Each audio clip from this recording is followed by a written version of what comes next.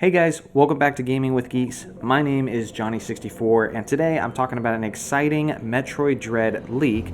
This leak actually comes from Twitter, a guy I talked about in my last video, Mark Amaro, a very trustworthy source. He talked about this a few weeks ago, is that Nintendo is very happy with the sales of Metroid Dread. So over 2 million sales now. That was at the time he posted this. I haven't checked recently, but it's probably on its way to being the best-selling Metroid game of all time. It's absolutely incredible. It's already won awards. Great game. I love it, and I can't put the controller down. Because of all this, apparently we're getting a DLC, which is freaking awesome. So, I want to talk about the things I'm hoping to see with a Metroid Dread DLC, and I've got about 3 or 4 of them. First off would be a harder difficulty setting, and according to Mark Amaro's post, we should be actually getting one. Now, this game is already difficult and challenging within itself, but when you get games like that, where the movement is fluid, the gameplay is just rewarding, and the game is difficult and punishing and demands that you get good, that's going to entice and appeal to a certain kind of gamer. Gamers like me, who want to make the games as challenging on themselves as possible. So I've already beat the game on hard, I've beat it on 100% on both normal and hard, and I've beat it on 0% on normal, and I'm currently working on 0% on hard. So as soon as I'm done with my 0% hard playthrough, I'm out of challenges with Metroid Dread, basically. You could do like no damage runs or stuff like that, but I'm basically, looking for scraps or any reason to not put this controller down and keep challenging myself. So a harder difficulty setting, like an expert mode or something like that, maybe add in some enemies around the bosses during the boss fights. That would truly be awesome. Now, with that being said, some actual satisfying rewards would be nice as well, because, spoiler alert, I put spoiler on the title of this video, but they don't really give you anything to write home about with the rewards for the things you can accomplish on this game, whether you beat it under 4 hours, whether you beat it on hard mode. You basically just get screenshots of artworks from other Metroid games, which is cool, but it'd be nice to something get really satisfying. One of the hardest games I've ever beat is Ninja Gaiden 2 on Master Ninja. And if you beat that game, one of the hardest games of all time, if you beat it on its hardest setting, you get a freaking golden costume, and you're just running around and you're gold-plated, and it's the best feeling ever. I don't know why Nintendo sucks with this kind of stuff. Like, if you get all the Koroks on Breath of the Wild, you get Hestu's Gift, which is literally a piece of crap. Like, I don't understand why Nintendo doesn't like rewarding people for completing the hardest challenges, but I hope Metroid Dread is a little bit more rewarding in that. At least the DLC is. I hope it's a little bit more rewarding.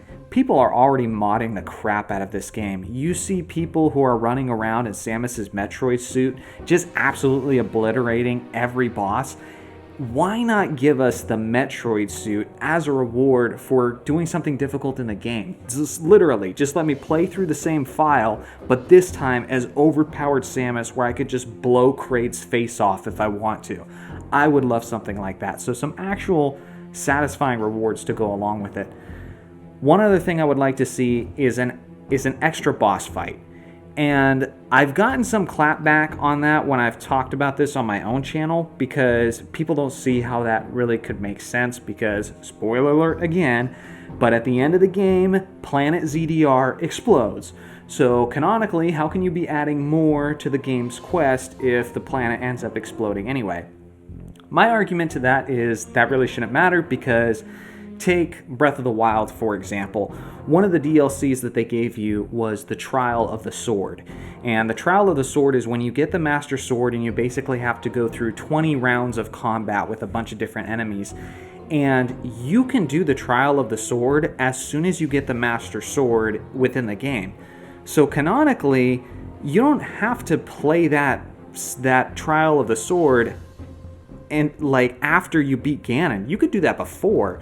So Metroid Dread could do something like that, like give you some kind of optional side quest and just add it to ZDR. It doesn't canonically have to take place after the planet explodes. So one theory I have, and one thing that could work, I talked about this on my channel, but it looks like there might be a familiar face in the background at one specific part. On the top left corner of the map of Dairon, you'll see in the background there is a big boss in what looks like a cryo chamber. Now, you never face this creature. It looks like a boss. It looks like Dragon from Super Metroid. And it has a strong resemblance with just like the head, the appendages, everything looks pretty similar. So that could have been Dragon or a version of Dragon and just never made it into the game. Maybe there was time constraints or that sort of thing. And there's more evidence to that because actually there's a room just underneath Dragon in that area that looks like a big room where you could have a boss fight. And it's kind of a dead end of a room. There's not much to do there. Like, you could use it a little bit for the speed booster, to help you get an expansion.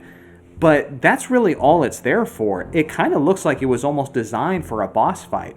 So they could do a Dragon fight there, and I think that would be awesome. Create a new item that you can get through the DLC. That way there's actually incentive to do this optional boss fight in the DLC. Anyway, these are just my ideas. These are what I would like to see in a DLC of Metroid Dread. I'm super excited to hear about it. I think, again, Mark Amaro is usually pretty good with these leaks. He's usually pretty accurate, although it's not obviously 100% confirmed. You always have to take it with a grain of salt, but I hope it's absolutely true. Let me know in the comment section what you would like to see in a Metroid Dread DLC. I look forward to hearing your thoughts below, and I'll see you guys in the next one.